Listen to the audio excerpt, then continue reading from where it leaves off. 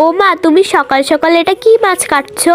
এটা এটা তো ইলিশ মাছ। ঠিক আছে, তাহলে তুমি ইলিশ মাছ দিয়ে আজকে ভাপা বানাবে। আবার ইলিশ ভাপা খেতে খুব ভালো লাগে। বাংলা আমার সর্ষে ইলিশ চিংড়ি কচি লাউ, গরম ভাত আর সর্ষে ইলিশ ভাপা কে কে খেতে চাও? ইলিশ মাছে মশলা দিয়ে করে নেব মাখা। কড়াইয়েতে মশলা দিয়ে সর্ষের তেল দিয়ে অল্প জল দিয়ে দিয়ে দেব ঢাকা। আজকের এই সর্ষে ইলিশ ভাপাটাতে ফার্স্টেই মাছের মধ্যে নুন, হলুদ, পেঁয়াজ বাটা, টক দই দিয়ে ভালো করে মেখে নিয়েছি সর্ষের তেল দিয়ে। এবার কড়াইয়ে শুকনো লঙ্কা দিয়ে কালো জিরে ফোড়ন দিয়ে মাছগুলো মাখা অবস্থায় দিয়ে দিয়েছি, আর ওপরে একটু সর্ষের তেল একটু জল দিয়ে ঢাকা দিয়ে দিলাম। একটু পরে ফুটে গেলে একদম রেসিপিটা আমার রেডি। ওপরে একটু কাঁচা লঙ্কাও দিয়ে দিয়েছিলাম।